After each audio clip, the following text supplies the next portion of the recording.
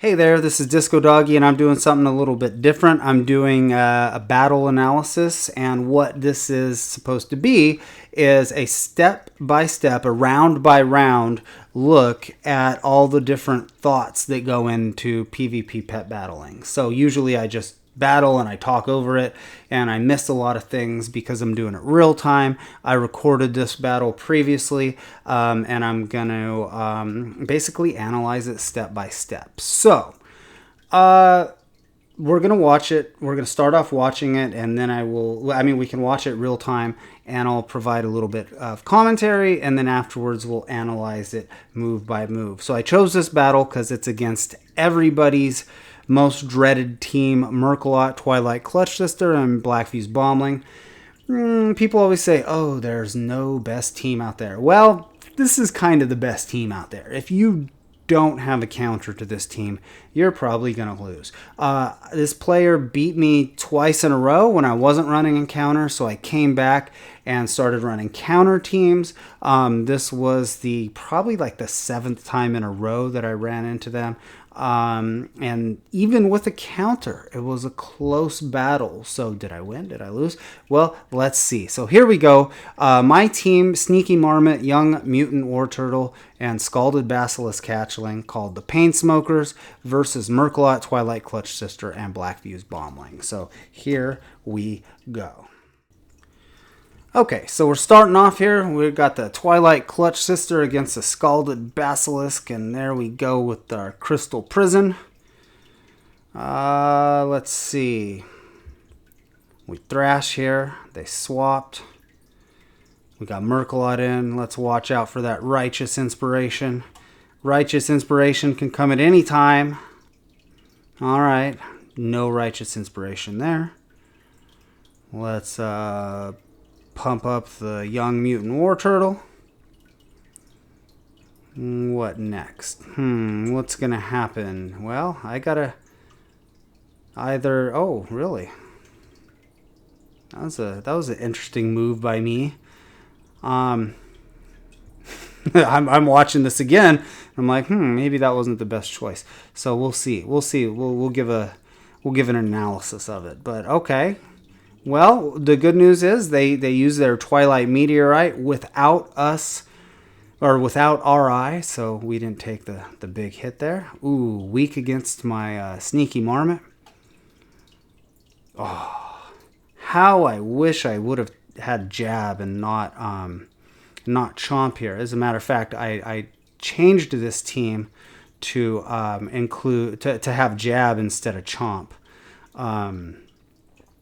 I figure if I'm going to counter Merkelot and Twilight Clutch Sister and Blackfuse Bombling, I might as well do it right. I initially included Chomp, but so it could be a more well-rounded team. But as you can see, if I'm going to counter this team, I better do it right. But bad idea. I have my Marmot there on the back line. Probably wasn't smart against an AoE team. I predicted that right, though, so I guess I was okay. This player knows that I'm going to use my my smoke bomb. Really, there's a head game going on here. Are you going to dodge? I didn't want to take the chance, so they start making some good calls here, predicting me pretty well. Just come back in with the Basilisk. All right. Well, we got our Crystal Prison ready. No reason not to use Crystal Prison. Oh my god, I love when I come into the battle with my Basilisk, and my Basilisk is faster than all the other pets. So, yikes. Well, I managed to not get hit with my Basilisk, but my Marmot died on the back line. So, it's not looking good for me at this point, but let's see what's going to happen. So, all right, I predicted that. Okay, that was a kind of the ballsy move there. There's the Twilight Meteorite, dodged it, and now I got my pump available. Ouch.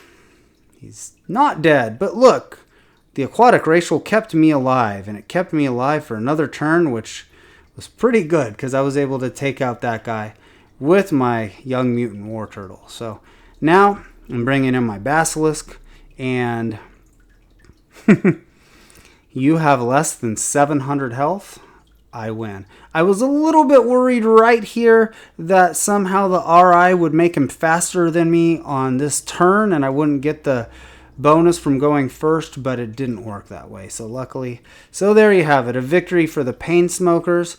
See, that all happens so fast. Let's take a slower, closer look at everything right now. All right. As I mentioned, this team is designed to counter Merkalot teams with Righteous Inspiration. What Righteous Inspiration does is it it swaps out to your highest health pet, and then it buffs that pet's speed and damage by 100%. So basically it has double the speed and doing double damage.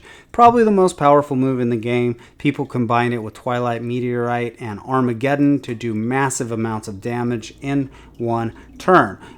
Smoke Bomb is a priority dodge that doesn't just dodge, it doesn't just protect your front pet, it protects both your backline pets too. So it is the perfect counter against Righteous Inspiration. Okay, well, I have a Scalded Basilisk Hatchling on this team because it is faster than all three of the unbuffed pets. And when I say unbuffed, I mean when they don't have Righteous Inspiration up. When they have Righteous Inspiration, they will be faster than my Basilisk. But when you have a pet with a move like Crystal Prison, it's very effective when it's faster, when your pet is faster, because you can use Crystal Prison, they can't do anything, and then you can attack. They don't get to attack you on that turn, or maybe they swap out, so you get to you get to damage them and they can't do anything back. When you're slower, it's not so effective because you take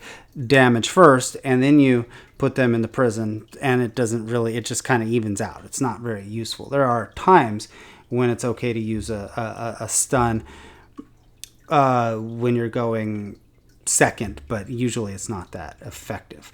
The Basilisk, when it has its Beast Racial procced, and it is a great sweeper, meaning that like when you're left at the end of the battle and you only have one pet left and they only have one pet or a few pets with low health, I mean, the Basilisk is just an amazing sweeper. Again, if it's faster. If it's faster, it can do 700 to 1,050 damage unanswered. Because what happens is with the Beast Racial, Thrash hits for 175 each time. It's a multi-attack. When you're faster, a multi-attack hits 2 times, at least 2 times. It hits a third. It has a 50% chance to hit a third time. So even if you only hit 2 times, you're still going to do 350 damage. But because that pet was crystal prisoned, you get to go again. So you get 2 attacks in a row. So let me run through that again. I don't think I explained it well. You crystal prison the last pet, and then you get to attack them while they're prisoned. You do at least 350 damage, maybe 525 if you hit a third time. And then, because you're faster, you get to go again. And again, if you hit 2 times, you'll do 300 damage. If you hit your third multi-attack, if you hit your third, I often call it, then you'll do another 525 damage, which is 1,050 unanswered damage. Pretty crazy. As I mentioned, I probably would have been better off with Jab on the Sneaky Marmot because Chomp is weak versus humanoids, and I designed this team to counter a team that I know has a humanoid on it, and I was just being greedy, and I was like, well, let me throw Chomp in there because there's a lot of undeads in case I don't run into the Merkalot team. I'll have Chomp at least, but if I'm gonna counter it, if I'm using this team to counter Merkalot, I better stick with Jab. So and then finally, the turtle is pretty slow. It's slower than both the Murkalot and Twilight Clutch Sister, so I need to be careful there. But I'm gonna discuss speed in a moment as well. All right, I have this team in my rematch. I call it OP Merc for the Jerks. I've used it a number of times. As I mentioned before, it uses Righteous Inspiration to buff Twilight Meteorite and Armageddon. Very powerful move, one of the most powerful moves in the game, in my opinion. So Murkalot, well, let me back up for a second. When you're heading into a battle, you always want to try to figure out what moves your opponent has. This is a little bit of a weird situation because I had already played this player a number of times. But if I were heading into this battle without having recently faced them, I would say, well, what does Murkalot mostly have? I would say, yes, Blessed Hammer, Falling Murloc, and Righteous Inspiration. The Twilight Clutch Sister probably has Twilight Fire, Phase Shift, and Twilight Meteorite. You can guarantee it has Twilight Meteorite. I mean, why else would they be running it? Phase Shift is what most people take. Sometimes people take Prismatic Barrier to throw you off, but Phase Shift is most common, so is Twilight Fire. I have faced a number of Twilight Clutch Sisters with Tail Sweep, but in general, Twilight Fire, Phase Shift, and Twilight Meteorite is the move choice. And if you didn't get it by now, Twilight Meteorite is a very powerful AoE. You use Righteous Inspiration to buff your Twilight Meteorite, and it does an insane amount of damage. It's an AoE damage spread over all 3 pets. Okay? Blackview's Bombling most likely has Flame Jet and Armageddon. Armageddon is the other choice, the other move of choice to use with Righteous Inspiration. Armageddon does a lot of damage to all 3 pets, and it kills your Blackview's Bombling. So it may seem weird to just throw in your Blackview's swap in your Blackview's Bombling using Righteous Inspiration and then just kill it on the first turn. But the damage is worth it. It does over 2,000 damage. So most people have no problem sacrificing their Blackview's Bombling on round 2. Okay. Now, the Blackview's Bombling most likely has Zap, Flame Jet, and Armageddon, but that's what I would have guessed. But instead, it has Burn. I don't like Burn in this situation because you already have you already have elemental damage in Twilight Fire that is weak against critters.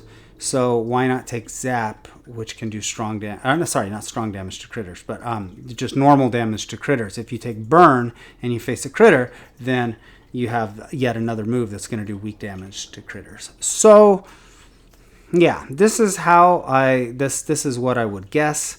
Well, actually, I'm not to the move prediction part yet, but oh no, actually, this is, yeah. I'm not going to do another section just for predicting moves. So, Blackview's Bombling, I would guess Zap, Flame Jet, and Armageddon. However, it had Burn. Blessed Hammer will hit through Blinding Powder. That's one thing you need to be careful about. Okay, so there's the team I'm facing. Let's look at the strengths and weaknesses, which we already talked about a little bit here. We haven't even started the battle yet, and there's all these things to think about, like what's strong and weak against each pet. So I already discussed this a little bit, but Chomp is weak against Murkalot. Jab is strong against the Twilight Clutch Sister. Falling Murloc is going to be weak against the Basilisk. Twilight Fire, weak against the Marmot. Zap and Armageddon are both going to be strong against the Basilisk. Burn and Flame Jet will be weak against the Marmot. So, again, this is all thought of before the battle even starts. So that little pre-battle period where you're picking your pets, you need to be thinking about a lot of different things, okay? So there's the strengths and weaknesses for you. Each pet has 3 stats: speed, power, and health. Speed is what wins PvP pet battles. So you need to always think about speed when you're going into a battle. So here is how the speed lines up. The Marmot is fastest. The Scalded Basilisk Hatchling next at 305. Twilight Clutch Sister at 289. Merkalot is at 252. 244 for the Young Mutant War Turtle, and 227 for the Black Fuse Bombling. Now, you also need to think about, moves that buff or debuff speed, such as, Primal Cry, or in this case, Righteous Inspiration. All those numbers go out the window, because if you put RI up on the Black Fuse Bombling or any of those pets, or the Twilight Clutch Sister, they will then be faster than all of my pets. So something you need to consider at the beginning of every battle is the speed of all the pets. After you consider the strengths and weaknesses and then the speeds, there are other concerns you might have, thoughts that you need to think about, like who's going to start, what pet is going to start. That's a pretty big prediction. I've lost battles because I've predicted wrong, and you end up with a bad matchup and you have to swap out right away. That player just gained a turn on you, so it's a pretty big idea of who starts first. You try to predict. You try to predict what your opponent's doing and base your moves off of that. Well, in this case, Merkalot usually starts, but because I faced this team a number of times in a row, this player might try to change things up a little bit. Plus, I have a dedicated counter team, so this might they might start with something else. My best damage will come from the Scalded Basilisk Hatchling, so I need to be careful not to let it die. RI and Armageddon, Righteous Inspiration plus Armageddon, will just destroy my Basilisk on the back line. The Basilisk only has 1400 something health. I believe when you RI Armageddon, it will do like over 1,000 damage to the Basilisk, or to any beasts on the back line. So I got to be careful about that. I wrote that, but about the damage coming from the Scalded Basilisk Hatchling, but now that I think about it, the War Turtle will actually be able to pump out some decent damage, no pun intended, with Pump. Pump will give a damage buff, and then when it unleashes the Pump, well, you saw it did a lot of damage to the Twilight Clutch Sister. And finally, one of the things that makes this team so good is people always think, okay, they're going to RI into Meteorite, they're going to RI into Armageddon. As long as I can stop that, I'm good against this team. No, these pets do really good single target damage, especially the Black Fuse Bombling. So, sometimes when I run this team, I RI into the Black Fuse Bombling, and it doesn't look like the damage done is gonna be worth killing my pet, because Armageddon kills your pet. So what I will do instead is I'll just use Flame Jet, and Flame Jet already does 541 damage, so you're doing close to 1100 damage if you RI and then use Flame Jet, and then your Black Fuse Bombling is still alive. So you got to be very careful of that. All right, well, let's take a look at round one. So what you want to do every round is you want to think about what your opponent is going to do, and then you're going to base your moves off of that. So my opponent can essentially do 6 things right here. They can do one of their 3 moves, they can swap to one of their other 2 pets, or they can pass. Sometimes passing comes into play, so I included that, but most often people aren't going to be choosing pass. In this case, it doesn't matter too much because I'm going to Crystal Prison first. I'm faster than the Twilight Clutch Sister. I'm going to stun it this turn, and then I'm essentially going to have a free attack the next turn.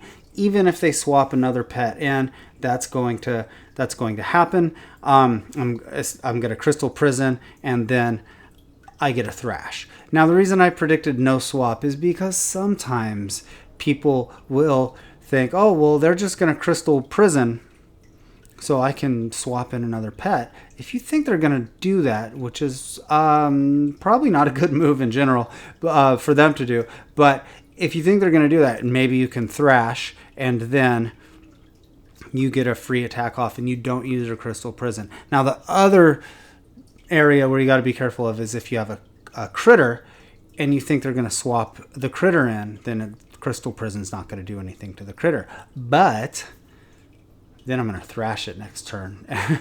Anyways, let's not get into all the different scenarios here. Let's stick to this battle. You don't generally want to swap in a critter against a pet with thrash unless it's faster. But I'm getting way off the topic here. There's always so many things to talk about. But let's just look at rounds 1 and 2 and review what happened. The battle is starting. I start with my Scalded Basilisk Hatchling. They start with the Twilight Clutch Sister. And yes, they do end up swapping their Murkalot in at round 2. It doesn't matter. Somebody's going to take the damage from Thrash here. Sadly, I only hit twice. Heading into round 3, I'm expecting Murloc to use Righteous Inspiration. Now, even if I'm not expecting it, I have to be careful of whether or not it's used, because Murkalot uses Righteous Inspiration, then but the BFB is going to come in, the Black Fuse Bombling is going to come in, and because Righteous Inspiration always goes to the highest health pet, and the Black Fuse Bombling has more health than the Twilight Clutch Sister. So the Black Fuse Bombling would come in, and then I normally wouldn't have anything to do against that. I just have to take all that damage. But because I have 2 pets with Smoke Bomb, I really need to have those pets in when Murkalot is in. So what I was thinking here is I should swap to one of my either my War Turtle or my I'm in trouble saying turtle all of a sudden. Or my Marmot. Okay.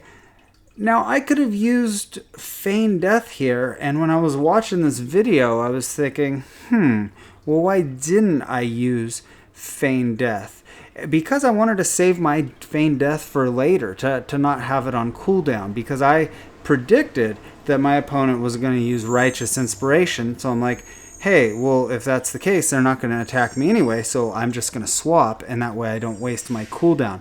Sadly, I did not predict it correctly, and I had to take some damage on the swap. So those were my thoughts for round 3. Round 4, we are looking at the Young Mutant War Turtle against Murkalot. And I am safe from Righteous Inspiration here. I have my Smoke Bomb available for me to use. Obviously, this player is not going to use their Righteous Inspiration. It doesn't make any sense for them to do so. All it would do is use it up and put it on its 8-round cooldown. They know I have the Smoke Bomb available. So I need to consider my choices. Well, first I need to consider what they're going to do. They could Blessed Hammer. They could Falling Murloc. Or they could swap to one of their other pets. Now, if I wanted to be a little bit tricky here, I could think, well, maybe they're going to swap to their Twilight Clutch Sister, so I could jab and get some humanoid damage in, which will be strong damage to the dragon. But I chose to just take the conservative route, and I chose to pump myself up. What pump is the 2-stage move. First round pumps you up, gives you a 10% damage buff. Second round unleashes that pump, and it does really good damage. It's a powerful move. When it does that damage, you lose your 10% damage buff. But I pumped, and my opponent ended up using Blessed Hammer. It's round 5. Turtle versus Murkalot. Things aren't going that well for me. If you look at my Turtle, it's got 995 health. I've hardly done any damage to the other team. What I was thinking at this point, if this continues, my opponent's going to have an advantage. If, Murkalot just keeps using its Blessed Hammer, it's actually faster than my Turtle, so it gets to go first. So it can do Blessed Hammer again, Blessed Hammer, and then on the third Blessed Hammer, I'm pretty sure I'm going to be dead. Or if not, then they could use the Falling Murloc to finish me off. And I figured, well, there goes one of my smoke bombs. I'm going to be in trouble. So, what can I do? Well, I'm thinking at this point I can swap to my Basilisk or my Marmot. And I think because of the Marmot doing weak damage to Murkalot that I chose to go with my Basilisk, to swap to my Basilisk. If I swap in the Basilisk right now, it's a risky situation because Murkalot's probably going to attack, and then on the next round, I'm going to be facing Murkalot with my Basilisk, and I don't have my Crystal Prison ready. So I would immediately have to swap back to a Smoke Bomb pet because Murkalot would then probably use Righteous Inspiration against me. And then if I didn't swap back to a Smoke Bomb pet, then I'd be stuck against the Black Fuse Bombling with my Basilisk. My Basilisk doesn't have any defense. I'd be in a lot of trouble. So it was a risky move putting the Basilisk in, but luckily for me, my opponent swapped to the Twilight Clutch Sister. So it ended up not being, I didn't put myself in that bad situation there. When my Basilisk is in the battle and I have all my CDs available, I have Crystal Prison, and I have Feign Death available, and I'm faster than the entire other team, I'm a happy pet battler because I'm in control. I can prison them, I can thrash them, I could try to dodge whatever move they're doing. Most of the time, if I'm faster than the other team, I'm going to Crystal Prison them. But this is not the case here because my Crystal Prison is still on cooldown. It's not available until next time. So what am I going to do? As usual, I got to figure out what my opponent's going to do before I decide what I'm going to do. They can Twilight Fire. I'm going to take damage. They can Phase Shift. Probably not a good move right here. They could use their Twilight Meteorite. Okay, so what are each of those things going to do? Twilight Fire is going to put damage over time on me and start doing some damage. My Basilisk hasn't taken any damage so far. That's good. Phase Shift probably isn't a good idea here. Why? Why isn't Phase Shift a good idea? Because you usually want to use a dodge move like that when you're faster. If you're faster than your opponent or the opposing pet, you use your Phase Shift, you don't get hit this turn, and it lasts until next turn. So you're not going to get hit next turn either. But when you're slower, like right now, if they use their Phase Shift, I'm still going to be able to damage them first, and then they're going to be fine. They're going to have a dodge up. They're going to have Phase Shift up on the next turn. So that's probably not the best idea. Twilight Meteorite is going to hit all three of my pets. It's going to do AoE damage. So I don't know. I don't know what they're going to do here. They could swap to one of their other pets. They could think like, wow, well, his Smoke Bomb pets aren't in right now, so maybe I should go back to my Murkalot.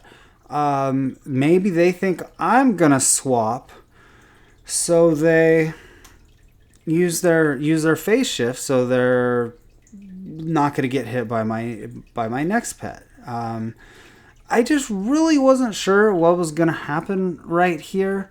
And I decided, well, my Basilisk has full health. It's still doing pretty good. Maybe I can take some damage with it. Maybe I don't need to use my Feign. And then, more importantly, next turn, my Crystal Prison is available to me. So if I Feign right now, if I use my Feign Death, sure, I'd be able to avoid some damage, but then I'm going to be on the back line and my Crystal Prison is ready to use. So I decided to just go ahead and go with the damage, and it turned out to be a very good call because my opponent used Phase Shift. They must have thought that I was going to swap. So this was a good round for me.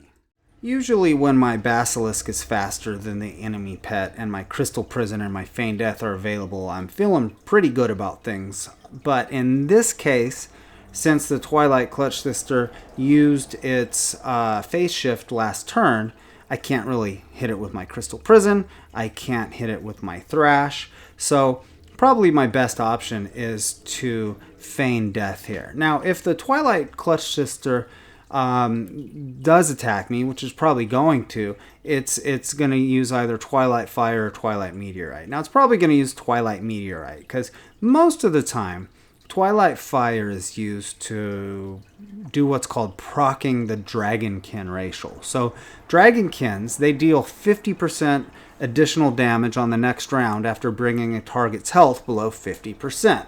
Twilight Meteorite is a very powerful move. It's over budgeted. It's stronger than other similar type moves. So what people like to do, and it's a very useful way of using your Twilight Clutch Sister, is you attack with Twilight Fire, bring the enemy pet below 50% of its health. Now you have the Dragonkin racial proc. Now you use your Twilight Meteorite. So, very good thing to do with the Twilight Clutch Sister. But I'm not worried about that right now because look at how much health my Basilisk has. I think I'm just going to avoid any damage on the Basilisk right here. As I mentioned before, it's my main source of damage. I want to keep it as alive as long as possible. So turns out my opponent did use Twilight Meteorite, and at least I was able to not take any damage with my Scalded Basilisk Hatchling. The two pets on the back line took some damage. The Sneaky Marmot is finally seeing some action against the Twilight Clutch Sister here. What I probably should have done is I probably should have done Blinding Powder to block the incoming attack. The Twilight Clutch Sister can only do one thing, and that is use Twilight Fire offensively. It could also swap, and I think what I was probably thinking was that I want to save my Blinding Powder in case my opponent swaps. Then I attack, and then I still have my Blinding Powder on ready to go, that is. However, if Murkalot comes in, then I'm hitting Murkalot with like a weak... If I use Chomp and I save my Blinding Powder, I'm going to hit Murkalot with a weak Chomp, and then my Blinding Powder is not that effective because some moves have special mechanics. Blessed Hammer is one of those. It will hit through a blind. So basically the blind will blind the first attack and then the next two attacks. It's Blessed Hammer is essentially three little attacks that add up to like 359 damage or something like that. But it's coded in a special way so it can like take down decoys. That's why decoys are not a good counter against RI, Righteous Inspiration, because if you put a decoy down, Murkalot's just going to break the decoy in one turn and still hit you on top of that. But anyway, I should have used my Blinding Powder now. I did not. I decided to go with the attack instead, and I took weak damage with weak damage from Twilight Fire, and that's it. Yeah, and now all the Twilight Clutch Sisters moves are on cooldown. The Twilight Clutch Sister is either going to swap or pass. All of its moves are on cooldown, so I basically get a free attack or a free swap if I wanted to swap in one of the other pets, and I decided to just go with the damage, even though it's most likely going to be weak damage against Murkalot, and it was indeed weak damage against Murkalot. The Marmot is going to do weak damage to Murkalot. Its Blinding Powder isn't going to be that effective, and of course I'm not going to use my Smoke Bomb. I'm saving that for Righteous Inspiration. So essentially I don't have any good choices here. I should have swapped. I didn't, and I don't know what I was thinking. Swapping would have probably been the best move here, but instead I just did a weak chomp to him and he attacked me and got a crit, and now my Marmot's in a lot of trouble. I've really put my Sneaky Marmot in a bad position here because now it's almost dead. It's one more hit and it's going to be gone, but I can't really backline it because of all the AoE damage. Or I should say I can backline it, but it's likely going to die on the back line. So what do I do? Well, I can't, it wouldn't make sense to use my smoke bomb right now either. Or the blinding powder, and Chomp isn't going to do that much damage. So I decided to go ahead and swap it out, even though it was a risky move. It could easily, I mean, it's going to die on the back line if it gets hit by anything, by either Armageddon or Twilight Meteorite. So I thought it might be useful later. A bit of a risky move though. My Crystal Prison is available. You might be thinking, oh my god, Merkelot can use Righteous Inspiration now and you don't have a Smoke Bomb pet available. Well, if I'm going to use Crystal Prison right now, then if Merkelot were to use Righteous Inspiration, the pet would get swapped in and it would be imprisoned for the next turn. So I'm actually fine doing this as long as I actually use my Crystal Prison. Or I could swap, but I figured why do that? Just use the Crystal Prison. Either way, you're fine. If Merkelot stays in, or he swaps, or he uses RI, either way, I'm fine. So I use my Crystal Prison. There's really no reason not to thrash here, so it was such an obvious choice to me that before my Basilisk even gets back to its starting position, I had pressed the thrash button. Merkelot is now a huge threat with Righteous Inspiration. If Righteous Inspiration is cast right now and I keep my Basilisk in, then I'm going to be in a lot of trouble because the Black Fuse Bombling is going to come in. It's going to do like 1,000 damage, over 1,000 damage to my Basilisk. It's going to kill the Marmot, and it's going to do like 700 something damage to the turtle. So that would be game over. So I can't let that happen. So I'm going to swap in one of my other pets. I chose the Marmot because I'm lucky to have the Marmot even alive back there with that much health on the back line with this AoE team. Now my opponent, this is where they could have made a better move here. It's really a head game. Do they think I'm going to stay in with the Basilisk, or do they think I'm going to swap to the Marmot? Swapping to the Marmot is really my best choice here. So if they would have made the right choice, they would have just attacked with Merkelot and killed my Marmot there, so I wouldn't have gotten any more use out of it. But luckily for me, that didn't happen. They used their Righteous Inspiration, and I now have a Smoke Bomb available to counter the Righteous Inspiration. So if you're not sure what's happening now, then you haven't been following along. Righteous Inspiration has finally been activated. Look how fast that, well, you can't see its speed, but it's faster than my 341 speed Sneaky Marmot. Now is the time when this Black Fuse Bombling would use its Armageddon to do over 2,000 damage to my team, over 700 damage to each pet. So I'm obviously going to use my Smoke Bomb. Unless I wanted to be really, really risky here and think that, well, my opponent knows I'm going to use Smoke Bomb, so they might swap into another pet, and so I can just attack without using my Smoke Bomb and hit their other pet on the swap.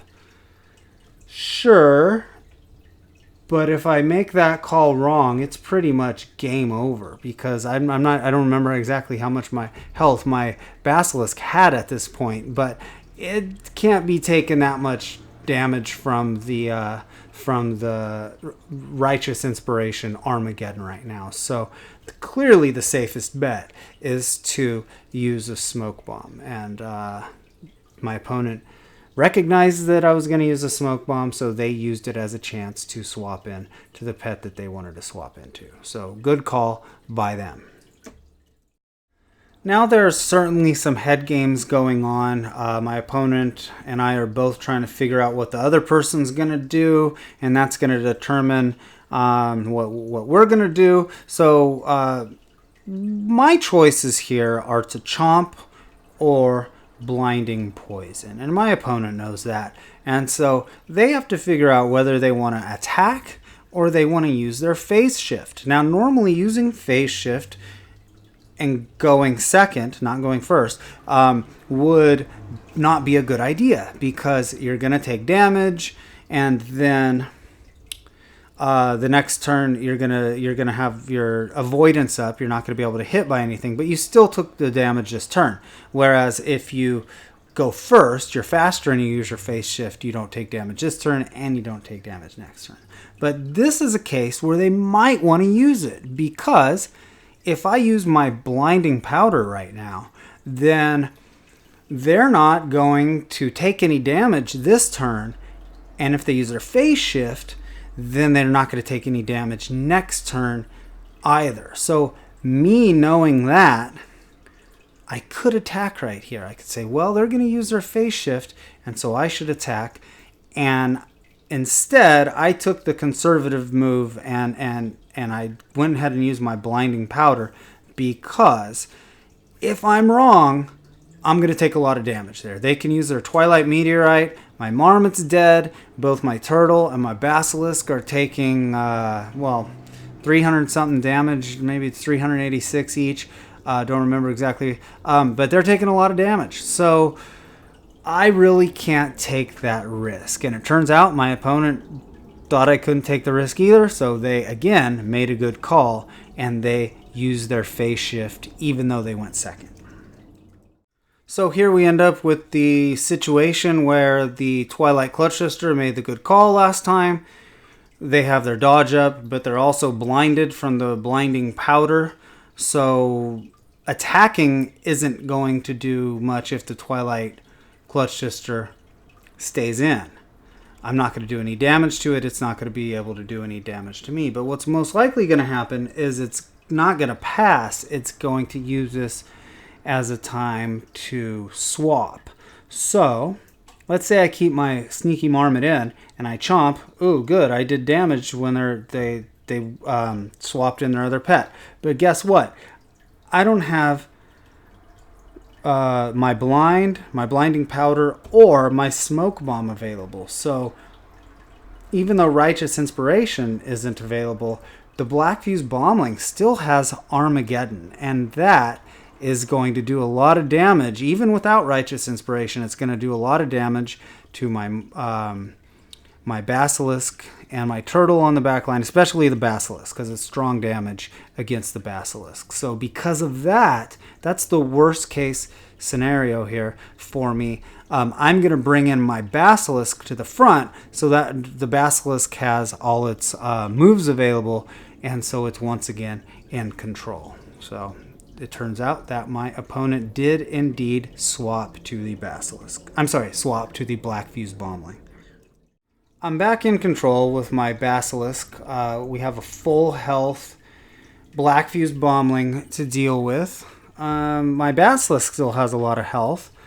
I still don't know if the Black Fuse Bombling has Zap or Burn, and it probably isn't going to matter because it's just going to blow itself up.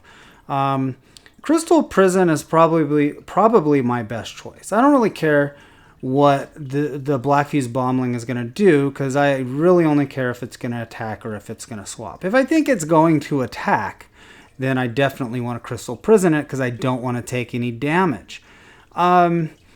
If I wanted to get really risky again and think like, well, they think that I'm going to Crystal Prison, so they might swap, and then I can use my Thrash and hit them on the swap. Like, it's unlikely that that's going to happen. So I really need to. I can't take that risk. It's a silly risk to take, anyways. One sort of annoying thing about facing Black Fuse Bomblings that are going to explode is it really doesn't matter how much damage you do to them, because unless you can finish them off, because they're just going to kill themselves anyway. So I could think like, oh, well, yeah, at least I'm doing some damage with my Basilisk, but it doesn't matter because it's just going to explode anyways. But I think out of all my choices, the Crystal Prison was the best choice here. Yes, and it's still not looking good for me. So the Black Fuse Bombling is imprisoned. I really just need to think about whether or not it's going to pass or it's going to swap. I think it has a lot of health, and it's really just waiting to take out this Basilisk, because Basilisk, as I've said a few times, is my main source of damage. I think my opponent knows once it gets rid of that Basilisk, then it's going to be safe. Both of my other pets aren't going to do that much damage. The Marmot's almost dead. So it's my main goal to keep the Basilisk alive. My opponent's trying to take it out. And really, the question is, when will Armageddon come? Because that is going to do so much damage to my Basilisk. It's going to do damage to my other pets as well. One thing I could have done here is I could have swapped to the Marmot, and then I'd have my blinding powder available. I'd have my smoke bomb after that, but that's just gonna waste a couple rounds because the damage against the Black Fuse Bombling is insignificant. So I damage it a little bit, but it's just going to blow itself up with Armageddon. So I was hoping here that I could feign the incoming Armageddon. So that's what I was working for here. I really don't know what the Black Fuse Bombling is going to do here. The question remains, when will Armageddon come? At this point, though, you've got to start to wonder, are they even going to use Armageddon? Because look at how much health my pets have. And especially with Merkelot being able to hit through that blinding powder. Well, actually, I guess that's not that big of a concern because the Marmot's only going to be hitting the Merkelot weak anyways. The Turtle's almost gone, although it has its pump ready to unleash. But again, I just listed all the things that the Black Fuse Bombling could do because I don't really know what it's going to do at this point. I don't know if it's even going to Armageddon at all. But so for me, the question is, when do I feign death? And I didn't feign death on this turn, and then I realized, looking at this, that I made a pretty big mistake here. If I don't think that the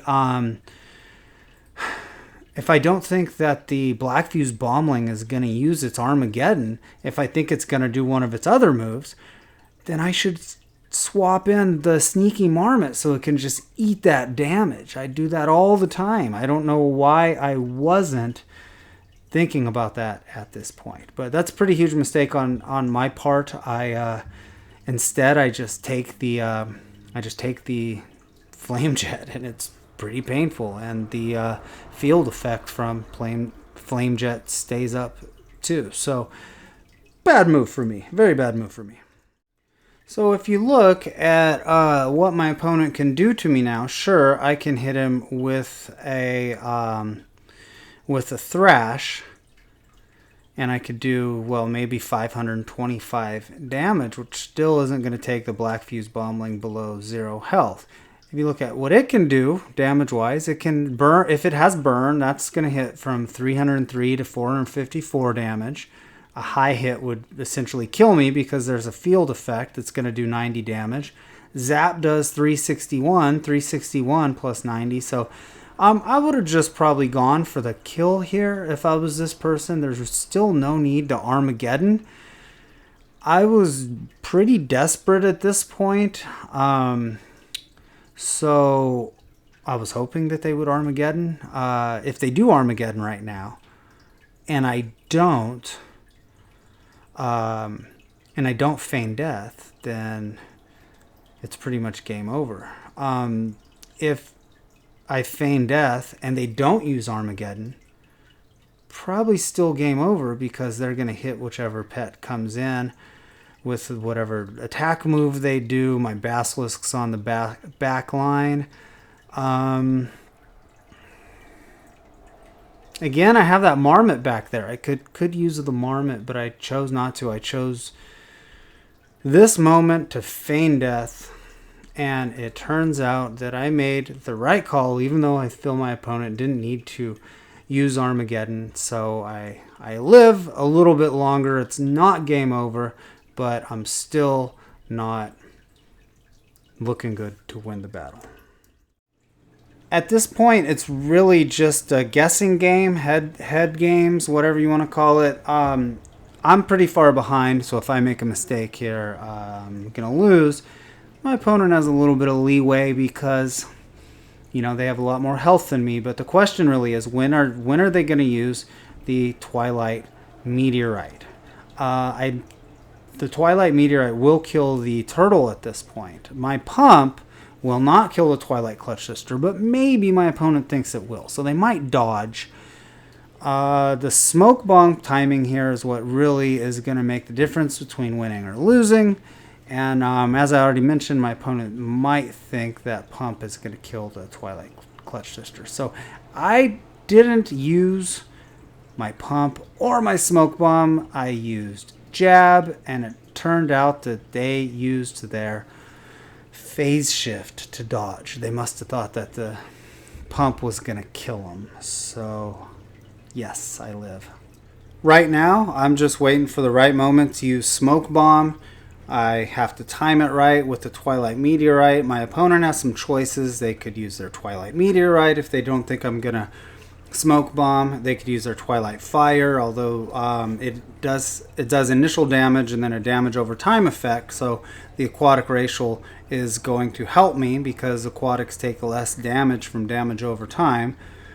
They could actually even swap to Mercolot here, and then their RI has been off cooldown or their RI has been ready for a while. So what if I use my smoke bomb now and they swap, and then they can use RI to their Twilight Meteorite, and there's nothing I'm going to be able to do about it. Unless I were to swap in my Basilisk right now. But those are all the different scenarios that could happen. They thought that I was not going to use my smoke bomb this turn. I used my smoke bomb this turn. So there we go. There was only one way for me to survive, and that was to use smoke bomb at the right time, and I did. I survived. So Twilight Clutch Sister can swap or Twilight Fire. Swapping really doesn't make that much sense because I'm probably going to pump. Mercolot would die from the pump, and then Twilight Clutch Sister could come back in, and it would have Twilight Fire available, but that's it. So it's not a good idea. It's not a good idea for me to swap either, because if they use Twilight Fire, which they're probably going to do, then I don't want my Basilisk taking that damage. So the clear choice is to pump. My choice is obvious. I have to jab because it makes no sense for me to pump because I'm not going to be around next turn. It makes no sense for me to go to the back line. I'm not going to be around next turn, so I can jab. I did think about this a little bit, and rather than what happens next, my opponent could have swapped to Mercolot, and then maybe there's a head game in there somewhere where they can do Falling Murloc on my Basilisk. Even though it's weak against beasts, I probably has enough to take out the Basilisk now. Maybe I use the Crystal Prison at the wrong time. I think they would have still had a chance to win, but by staying in here and just letting the turtle kill the Twilight Clutch Sister, I think that sealed their fate. I was thinking that Crystal Prison was really the best choice here, but looking at this now, I see that if I use Crystal Prison, Mercolot still has a way to win. And it's like this. Because Righteous Inspiration is a priority move, it will go first, even though my Basilisk is faster. Okay, so then Mercolot casts Righteous Inspiration, and I use Crystal Prison. So now he's stunned. But on the next turn, because Righteous Inspiration gives a such a big speed buff, Mercolot's going to be faster than my Basilisk. Well, now that I'm attacking with my Basilisk and I'm slower, that means that there's a guaranteed chance. There's a guarantee that Thrash is going to hit once. 50% chance it's going to hit twice. So what if it only hits once? Okay, then the next turn after that, my Basilisk is faster, but there's only a guarantee that I'm going to hit twice. So let's say I hit 2 times, and that's only adds up to 525 damage. Mercolot can then kill me with the Falling Murloc. So there was still a way out of it, but luckily for me, Mercolot did not use Righteous Inspiration. The last move here, my only consideration was whether Righteous Inspiration was going to make Merkalot faster on this turn rather than at the beginning of next turn. If so, my Scalded Basilisk Hatchling might only hit one time rather than a guaranteed 2 times, but that didn't happen. It's good to keep that in mind for future times when I face Merkalot. But even though it was looking bleak, it turned out that I got the win after all. I thought it'd be a good idea to end the video with a discussion about the different breeds of pets that you can choose, in case you want to, make your own team out of some of these pets. For Merkalot and the young mutant war turtle, there's really no choice. Both of those pets only come in one breed. For the sneaky marmot, you see it has a PP breed, a power breed, speed breed, SS, and a mixed breed, HB. Clearly, SS is the best choice here. I don't know that there's a lot of times when you're going to want to be using the power breed. There are other powerful critters out there. Although Smoke Bomb is a nice move. It's kind of a rare move. Only a few pets have that. So maybe you want to find a way to use Smoke Bomb and have a hard-hitting critter as well. Maybe you might want to use the PP. But for the most part, this pet's moveset lends it to being a fast pet. You want it to be a fast pet. So the SS breed is going to be the breed you take most of the time. I don't know when you're ever going to need the HB breed. Remember, when you take mixed breeds, you have less overall stats, especially mixed HB, mixed basic, I guess you would call it. So I don't know that you're ever going to want to take that. For the Scalded Basilisk Hatchling, I talked about that in depth. How many times did I say if my Basilisk is faster? You want your Basilisk to be faster, so this pet only comes in 2 breeds, an HS and an HB. The HS has 305 speed. You clearly want to take that. I don't know any PvP situation where you'd want to take an HB. PvE is different because there might be just this certain combination of stats and health, and maybe I don't know. I don't do that much PvP other than leveling my pets. But there aren't really many PvP situations where you'd want to take the HB. Twilight Clutch Sister.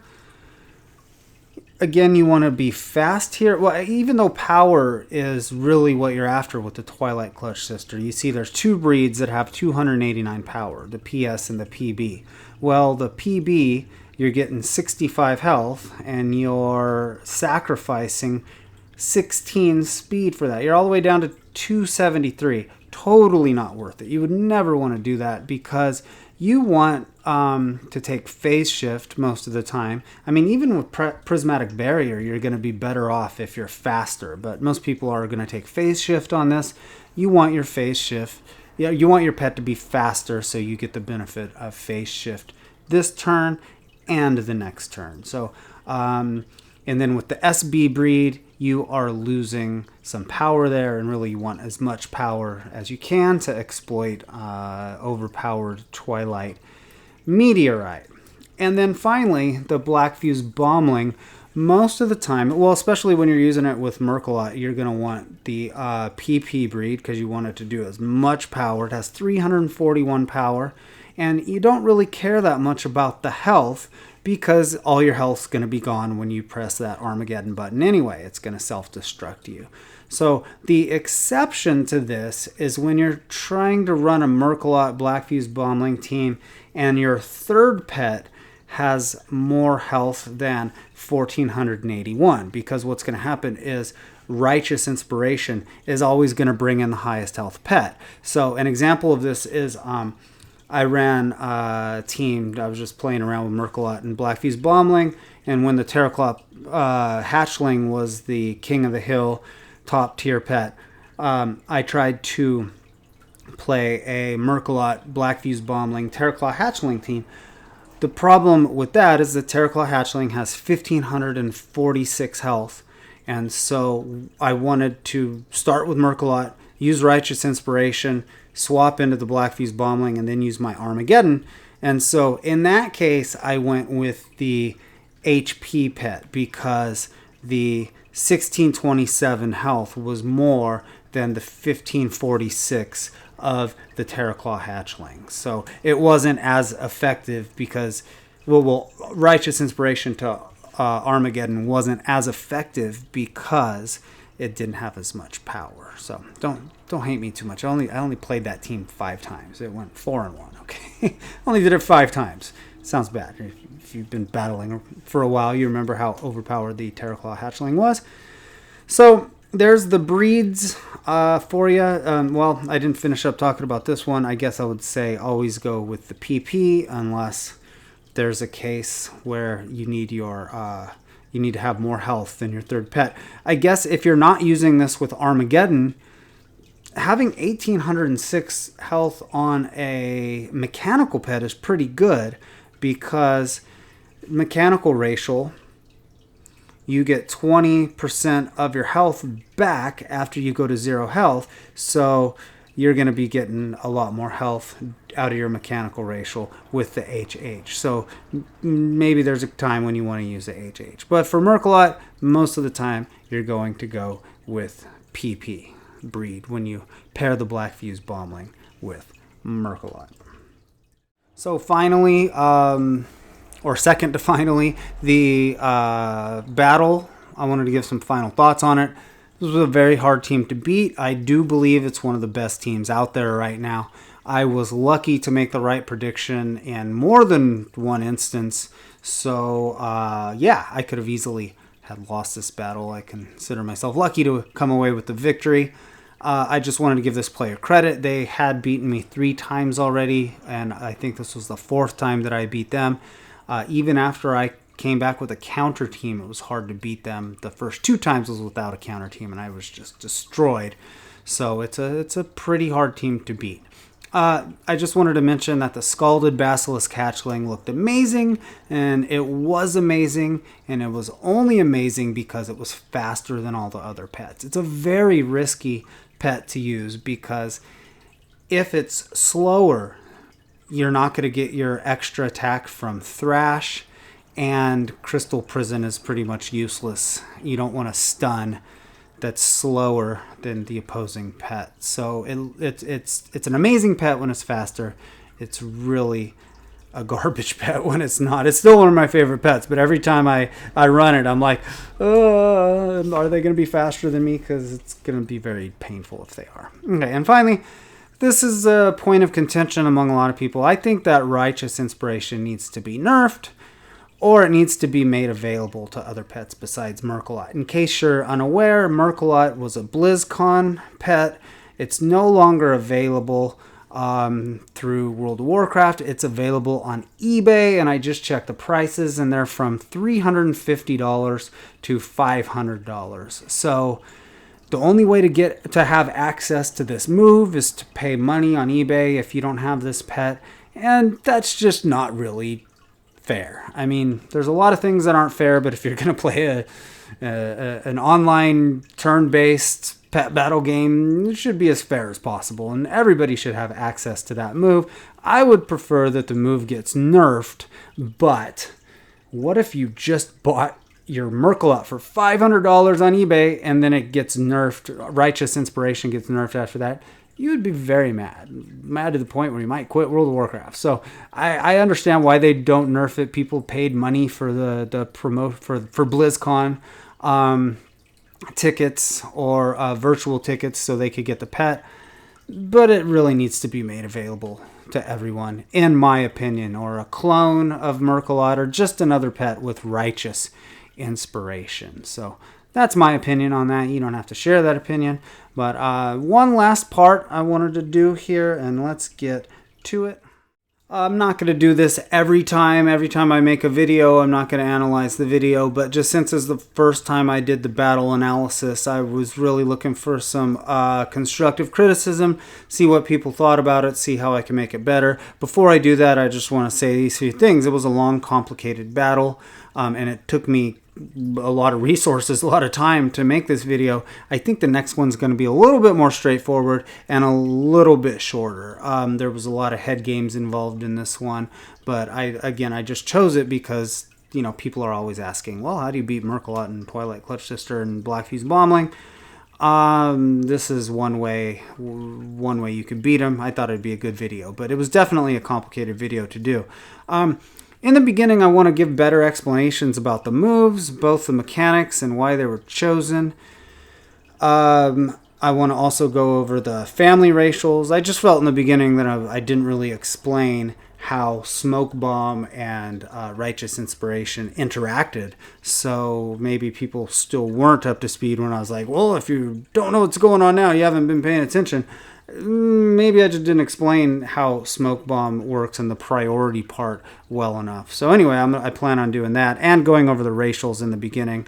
And I don't like the way that I look down so much. I need better hotkeys. The hotkeys to start and stop this ScreenFlow video. It's like playing Twister. The keys are all over the place. No, it's not really that bad. It's a Shift Command 3, but I do need to look down. Or Shift Command 2, sorry. But I do need to look down at it to do it, so maybe I'll change that. And then some feedback I wanted is, should I show the complete battle first or last? Like, I kind of like just getting it out of the way in the beginning, watching it, and then we analyze the moves after that. Maybe it would be better if you don't know what's going to happen and you watch the analysis first and then we watch the whole video afterwards. I don't know. I couldn't make up my mind which one was going to be better. And as I mentioned before, please leave any constructive criticism about the video, about any of the formats. Like, I don't know, just how can I make it better? What would you like to see? Because I definitely plan on doing more of these. I'll probably do more in the next few weeks. And I did, by the way, I did mention that earlier. I think that I got